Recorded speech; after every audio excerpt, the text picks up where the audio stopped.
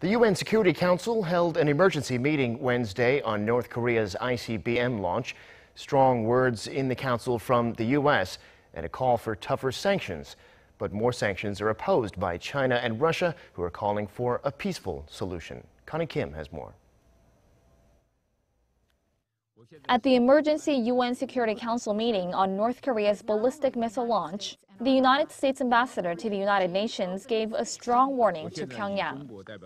The United States is prepared to use the full range of our capabilities to defend ourselves and our allies. One of our capabilities lies with our considerable military forces. We will use them if we must, but we prefer not to have to go in that direction.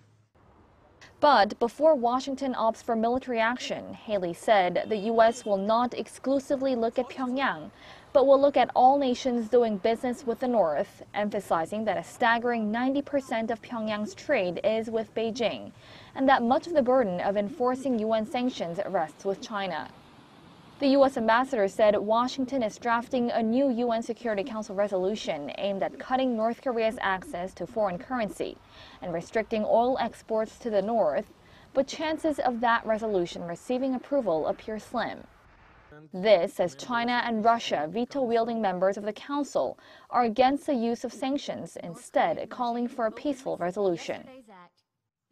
We call on all the parties concerned to exercise restraint, avoid provocative actions and belligerent rhetoric, demonstrate a will for unconditional dialogue, and work actively together to defuse the tension.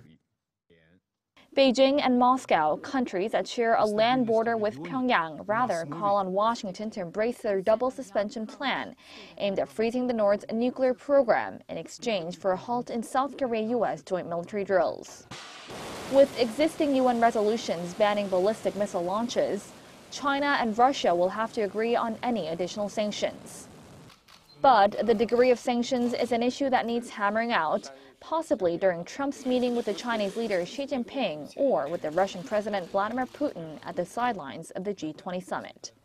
Connie Kim, Arirang News.